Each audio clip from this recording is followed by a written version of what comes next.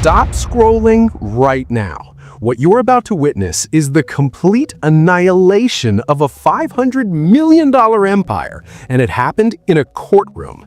Drake just got destroyed by a judge using his own lyrics as murder weapons. This isn't just a loss, this is public execution. Kendrick Lamar is watching from the shadows, silent, while Drake's entire world burns to ashes. The internet is calling this the most savage takedown in music history, and what I'm about to reveal will make your jaw drop. Every single word you thought you knew about this story, completely wrong. Keep watching, because the truth is darker than you could ever imagine. Hold up, let me blow your mind with what actually happened, because nobody is telling you the full story.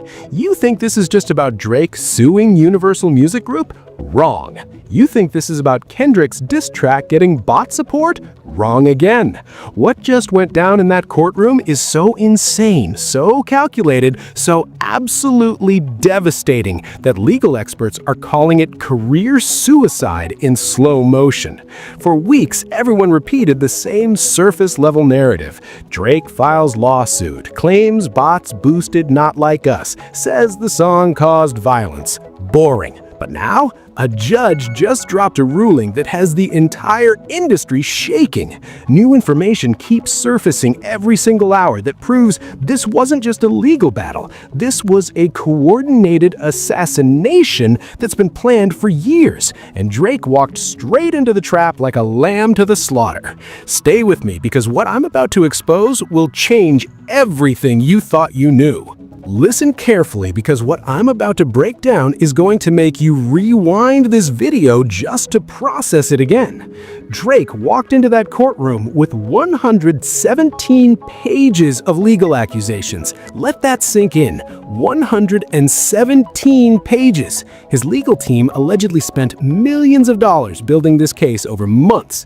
They accuse Universal Music Group and Kendrick Lamar of orchestrating a defamation campaign with bot armies, paid influencers, and illegal payola schemes to artificially push Not Like Us to the top. But here's where your brain is about to explode. Judge Jeanette Vargas didn't just reject his claims, she weaponized his entire discography against him.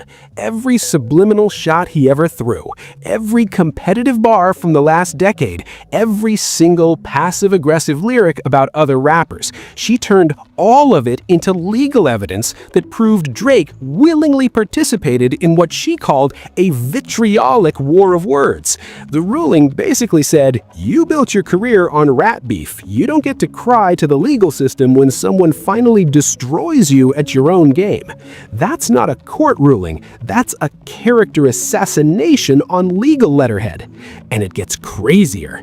TMZ just leaked footage of Drake's legal team leaving the courthouse looking like they just witnessed a murder. No statements, no press conference, just complete silence. And anyone who knows anything about high-profile legal cases knows this is not normal. When lawyers lose but have grounds for appeal, they come out swinging with statements about fighting back. The fact that they said absolutely nothing tells you everything. They know this is unwinnable. They know Drake is finished. But wait, it gets even more insane. Internet detectives went full FBI mode on this case. They're not just casual fans anymore, they're investigators. They analyzed every frame of old interviews, slowed down Drake's body language when Kendrick's name came up, compared his reactions over years, and they swear they can pinpoint the exact moment Drake realized he was losing this war, and it was months before the lawsuit was even filed. Then they discovered something absolutely wild. Reports surfaced that Drake tried to settle this privately before going to court, allegedly offered Universal Music Group $15 million to make this disappear quietly. They rejected it, so he came back with $25 million. Rejected again. Pause right there. Think about what that means. Drake was willing to pay tens of millions of dollars to avoid this becoming public. That means he knew. He absolutely knew this was going to destroy him, but he filed the lawsuit anyway. Why? What kind of desperate strategy is that? The internet detectives found the answer, and it's mind-blowing. They pulled up Drake's legal contract details with Universal Music Group. Turns out he's locked into a $500 million deal that runs until 2027. And here's the nuclear bomb of information. If he could prove UMG sabotaged him or breached fiduciary duty, he could escape that contract with no penalties. Do you see what happened here? Drake wasn't trying to win the lawsuit, he was trying to escape his contract. This whole thing was a desperate exit strategy disguised as a defamation case. But it backfired catastrophically. The judge ruled against him, which means he's still trapped in that UMG deal, while simultaneously having his reputation obliterated in the most public way possible. He's stuck making music for a label that allegedly turned against him, while the entire culture watches and laughs at his downfall. And the evidence keeps piling up like a car crash you can't look away from. Leaked screenshots allegedly show Drake went through 3 different law firms before finding one desperate enough to take this case.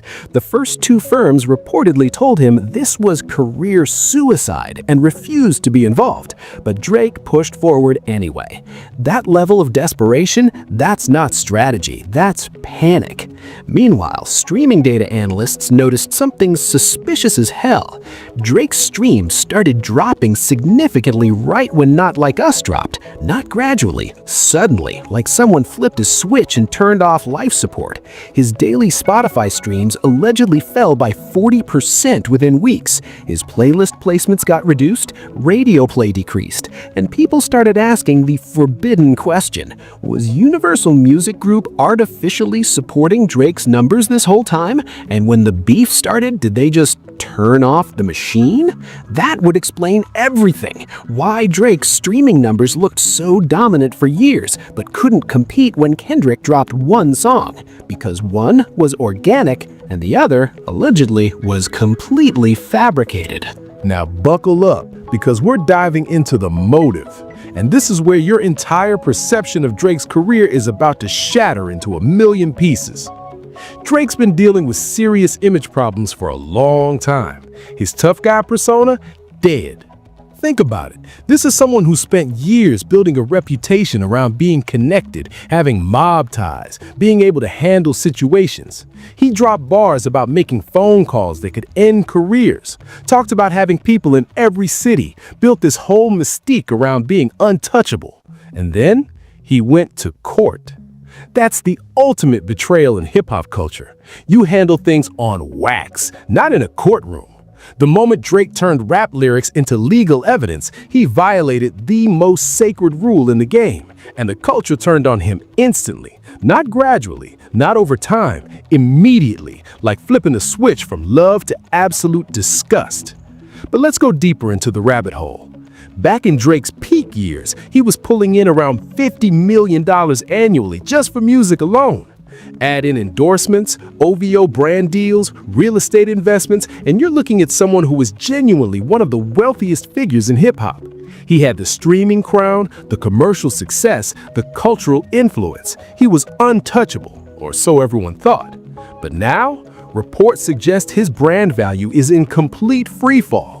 Endorsement deals getting pulled left and right, streaming numbers dropping like a rock, and most importantly, his reputation is shattered beyond repair. You can't put a price on reputation in hip-hop. Once the culture decides you're out, you're out. No appeals, no second chances, just exile. Meanwhile, Kendrick Lamar is out here collecting Pulitzers, performing at Super Bowls, getting his music studied in universities, building a legacy that will outlive everyone in this generation. That kind of contrast, that's the kind of thing that can spark real envy fast. And it gets darker. 72 hours before that court ruling, Drake allegedly held a secret emergency meeting in Toronto, but not with his lawyers, not with his management team, with Middle Eastern investors. The same people who allegedly funded his mansion, his private jet, his music video budgets for years. And according to anonymous sources, they want their money back. Why? Because Drake's brand value is collapsing. These investors didn't put millions into Drake to watch him become a meme. They expected returns. They expected continued dominance. They expected the Drake they invested in, not the Drake who's getting roasted on every social media platform while his career burns to the ground. Put all that together, and you're looking at the perfect recipe for a desperate legal gamble that went horribly, catastrophically wrong. But there's another layer to this that people aren't talking about enough, and it's the most important part. Drake's entire career strategy was built on being calculated. Every move was strategic, every feature was planned, every beef was controlled. He mastered the art of subliminal shots that kept him relevant without ever fully committing to direct confrontation. That strategy worked for over a decade. He became the king of subliminals, the master of saying everything without saying anything. Until Kendrick said, no more subliminals, let's make this direct, let's make this real, let's make this a full-scale war where subliminals don't work and calculated moves get exposed as weak. And Drake wasn't ready for that. His whole playbook got thrown out the window. Kendrick forced him into a type of battle Drake never wanted, a direct, no-holds-barred lyrical war where you can't hide behind clever wordplay. You either had the bars or you don't, and Drake didn't. So Drake did what he always does when he can't control the narrative musically. He tried to control it legally. He tried to use the court system to do what his bars couldn't, and the judge basically said, "That's not how this works, kid." The backstory gets even darker when you look at Drake's history with competition. Every time someone challenged him seriously, he found ways to make them irrelevant without directly battling them. Meek Mill, he destroyed him so thoroughly that Meek's career took years to recover. Pusha T, he went silent and let time pass until people moved on. Joe Budden ignored him into obscurity. That strategy worked because those artists didn't have Kendrick's cultural weight. They didn't have his respect level. They didn't have his strategic patience. Kendrick waited. He studied. He let Drake think he was winning. He let Drake get comfortable. And then he dropped one song that did more damage than entire albums from other artists. Not Like Us became an instant cultural phenomenon. It played at every party, every club, every barbecue in America. It became the soundtrack to Drake's downfall. And here's what makes Kendrick's move absolutely brilliant. He didn't just attack Drake's music, he attacked Drake's authenticity, his credibility, his right to exist in the culture the way he's been existing. That's a different level of warfare. That's not a battle, that's an execution. Drake built his career on being relatable, being the guy who could move between different worlds, street enough for credibility, pop enough for mainstream success. But Kendrick exposed that as performance, as code switching, as someone who's not actually from the culture but just borrows from it when convenient. That kind of accusation in hip-hop, that's career-ending if it sticks, and it stuck. Because Drake's response was to go to court instead of responding with better music. He proved Kendrick's point better than Kendrick ever could. But here's the part that hits different when you step back and look at the human side of this absolute nightmare. Drake's not just losing a rap battle. He's watching everything he built over 15 years get dismantled in real time while millions of people watch and laugh. That's a level of public humiliation that's impossible to comprehend. Imagine spending your entire adult life building something, becoming one of the biggest names in music history, achieving levels of success most artists never dream of, and then watching it all collapse because of one song and one court ruling. The leaked footage from that courthouse shows something you don't usually see from Drake. He looked defeated. Not angry, not defiant, just tired. Like someone who finally realized they made a mistake they can never take back. You can see it in his body language, the way he walked out, the way he avoided eye contact with cameras. That's somebody dealing with the reality that their legacy just got rewritten, and they're the ones who wrote it. That's messed up on a human level, regardless of how you feel about the music. But it's not just Drake dealing with consequences. Reports suggest his mother has been getting harassed online. People digging up old interviews, old photos, making cruel memes. That's somebody's mom getting dragged into internet drama because her son made some career decisions that backfired. She didn't ask for this. She's not a public figure who signed up for this level of scrutiny, and she's dealing with trauma over a situation she had nothing to do with.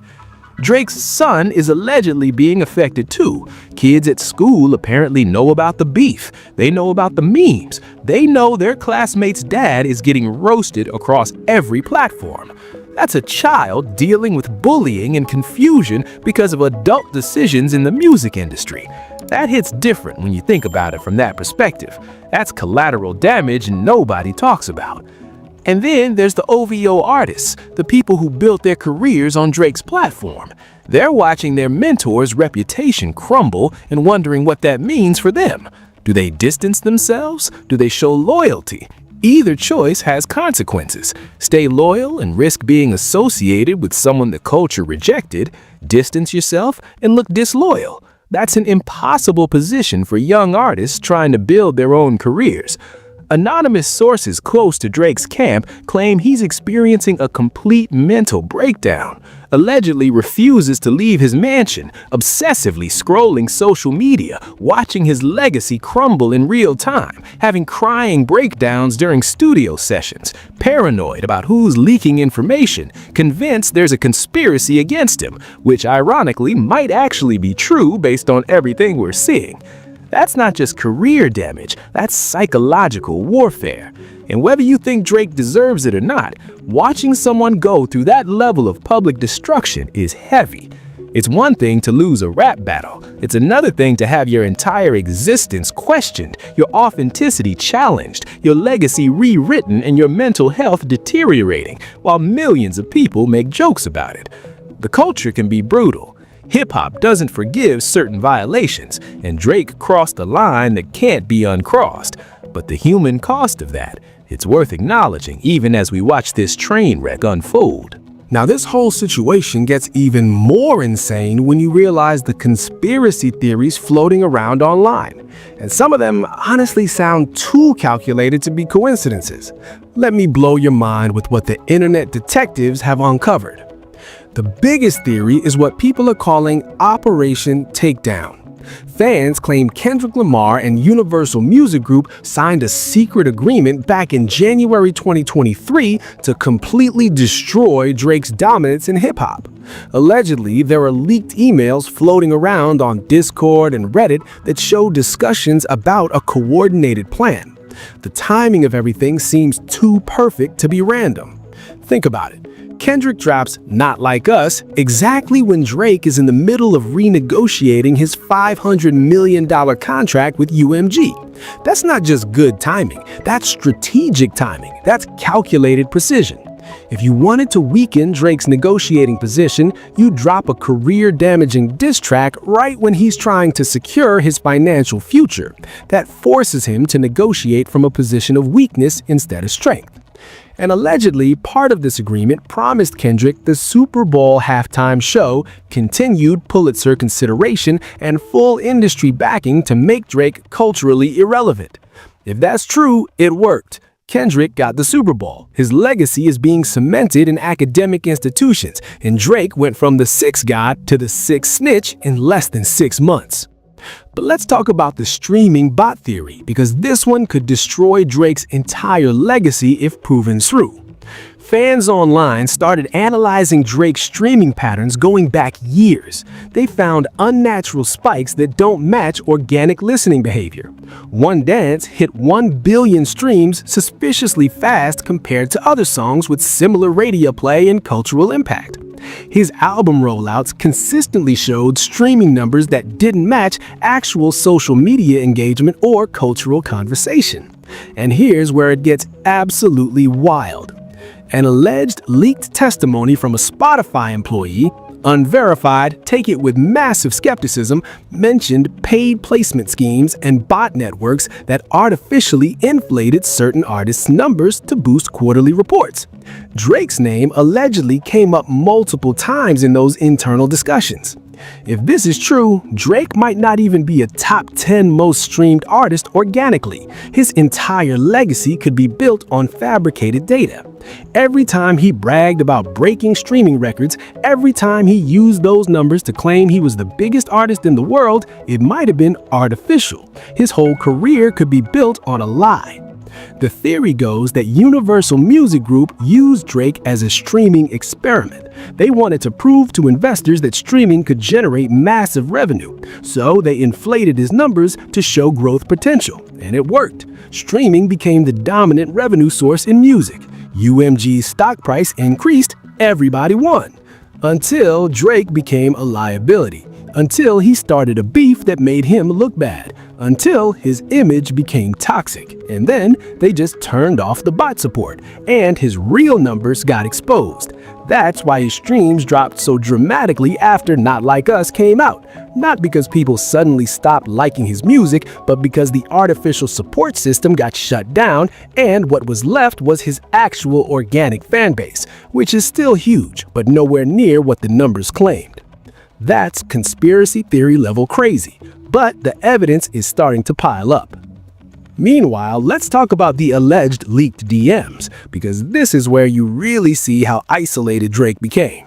Screenshots surfaced, again unverified but widely circulated, showing Drake reaching out to other rappers for support. To J. Cole, "Bro, you left me hanging. One tweet is all I need. They're killing me out here." To Future, "Remember all those features I gave you? I need you to say something, anything." To Rick Ross, "I know we got history, but this is about the culture. Help me." Every single one allegedly left him on read. Every single one. A blurred group chat screenshot supposedly shows someone saying, "Let him drown. He did this to himself." Whether these are real or not, the fact that people believe they're real tells you everything about how the culture views Drake right now. Nobody's defending him. Nobody's coming to his rescue. He's completely alone. An anonymous studio engineer claimed Drake threw his phone and broke down crying after the court ruling, saying, "I built this whole industry and now they're turning on me." That might be exaggerated. It might be completely made up. But again, people believe it because it fits the narrative of someone watching their empire collapse in real time. And then there's the stage break-in theory. This one went viral on TikTok with over 14 million views. The theory claims Drake staged the security incidents at his mansion for sympathy. The evidence? No public police reports were filed, despite Drake having 24/7 surveillance. Security footage was never released, even though that would immediately prove his claims. The timing? Too convenient, happening right when the beef was escalating and Drake needed to look like a victim. Fans allegedly identified one of the shooters as a Toronto extra who appeared in Drake's music videos. They matched facial features, body type, and clothing style. Whether that's accurate or just internet detectives seeing patterns that aren't there, who knows? But the fact that this theory gained so much traction shows how little trust people have in Drake's narrative right now. The internet has turned detective, and they're not stopping until they uncover every single truth. And this story is still unfolding, with way bigger implications than just one rapper's career falling apart. What we're witnessing is a seismic shift in how hip-hop handles competition and conflict. For decades, the unwritten rule was you handle beef through music. You make better songs. You write better bars. You win through artistry. But Drake tried to change that by bringing the legal system into it, and the culture rejected that approach so completely that it might set a precedent for the next generation. Future artists watching this are learning a critical lesson. You cannot run to the courts when you lose a rap battle. You cannot turn diss tracks into depositions.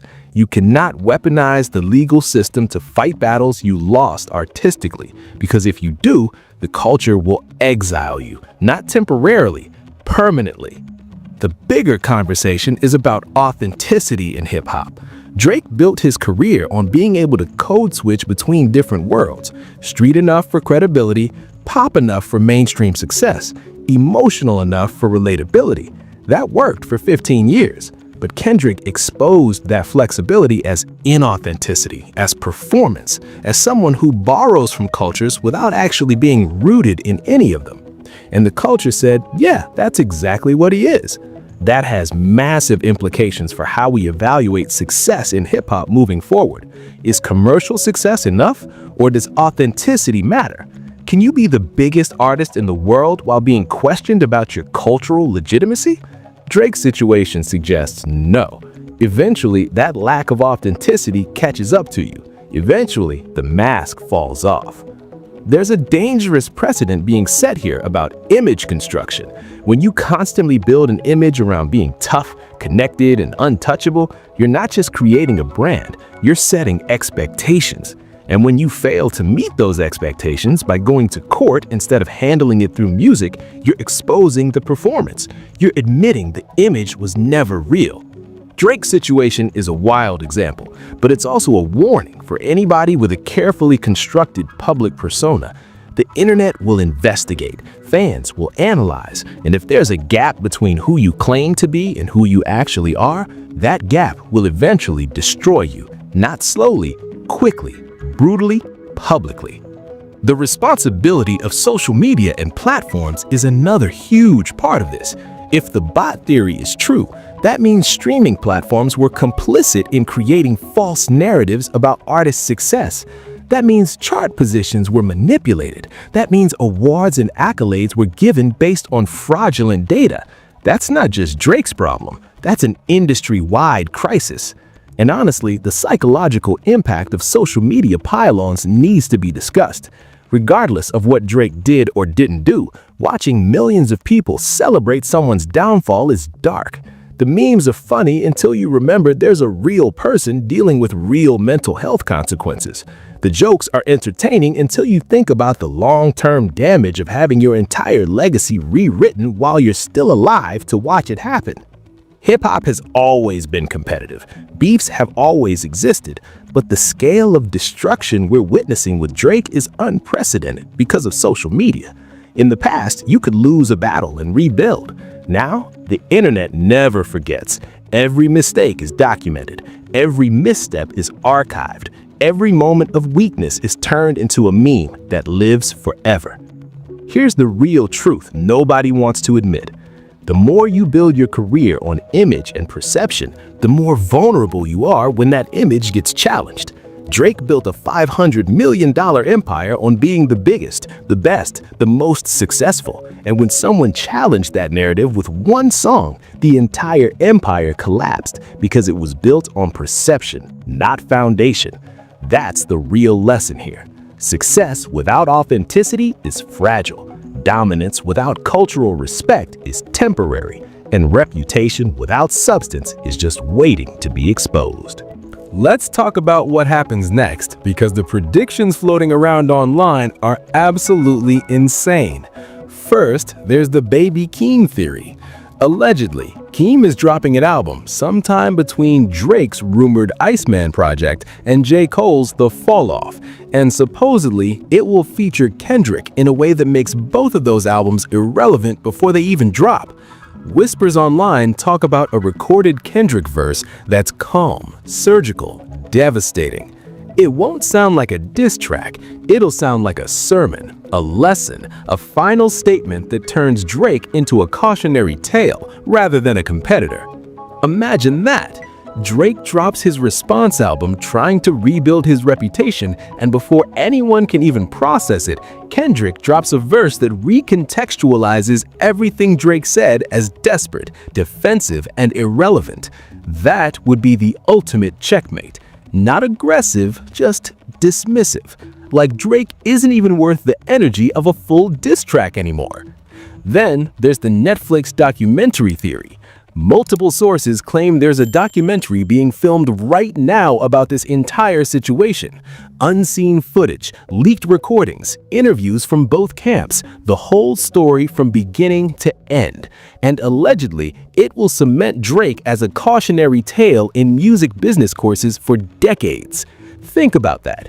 Future students studying the music industry will watch this documentary as an example of what not to do, how not to handle competition, how not to manage your image, how not to respond when you're losing. Drake's legacy won't be his music, it'll be the lesson his failure taught everyone else. The second Pulitzer theory is gaining traction too. People online believe Kendrick is working on an album so profound, so culturally significant, that it wins another Pulitzer Prize. And when it does, Drake's legacy will be permanently rewritten as the artist who lost to someone operating on a completely different level. Not just musically, intellectually, culturally, historically. And here's the darkest prediction, the book theory. Allegedly, Kendrick is writing a book analyzing this entire situation from a sociological perspective, about ego, authenticity, and downfall, about what happens when commercial success becomes disconnected from cultural respect, about the psychology of competition, and the dangers of building an empire on perception instead of substance. If that happens, Drake doesn't just lose a rap battle, he becomes an academic case study. His entire career gets dissected in universities. His mistakes get analyzed in sociology classes. His downfall gets used as a teaching tool for future generations. That's not just career death. That's legacy annihilation. That's being written into history books as the example of failure. And the retirement prediction? Multiple insiders claim Drake will announce retirement by March 2026. Not because he wants to, because he has to. Because continuing to make music while the culture has completely rejected him is unsustainable. Because every bar he writes will be heard through the filter of "you took rap lyrics to court." Because his voice in hip-hop is permanently compromised. The OVO artist's jumping ship is already playing out in real time. Reports suggest Drake's own label artists are secretly shopping for new deals. They don't want the association. They don't want to be connected to someone the culture exiled. And honestly, can you blame them? Why sacrifice your own career to show loyalty to someone who can't help you anymore? Drake's streaming numbers are in free fall. His brand value is plummeting. His cultural influence is evaporating. And every day that passes, Kendrick's silence becomes louder. Because silence is the ultimate flex.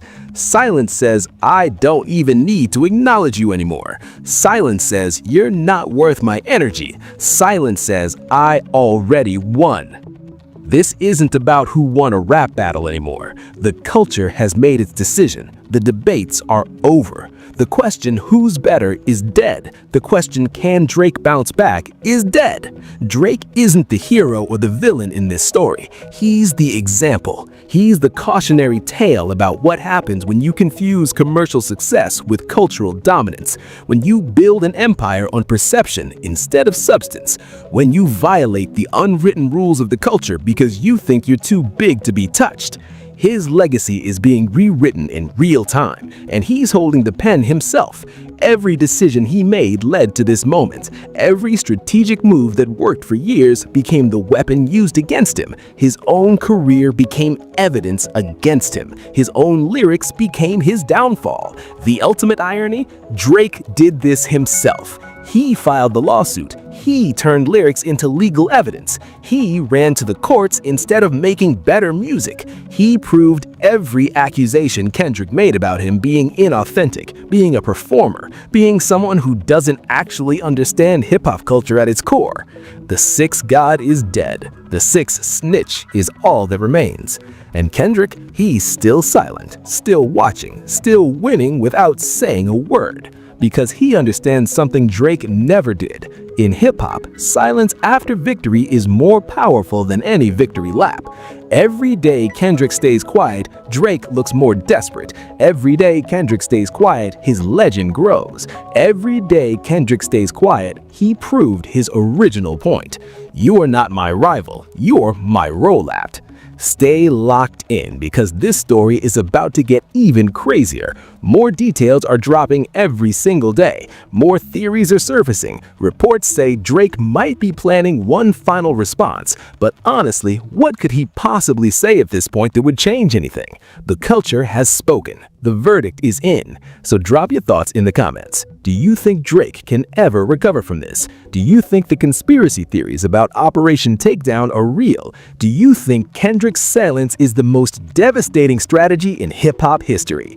Make sure sure you smash that like button, hit subscribe, and turn on notifications so you don't miss a single update, because we're covering every twist that comes out. This is the biggest story in hip-hop right now, and it's far from over. I appreciate you for rocking with me, and I'll see you in the next one. Stay safe out there, and remember, in this era of social media, your legacy isn't what you build, it's what the internet decides to remember. And right now, they're rewriting Drake's story without his permission.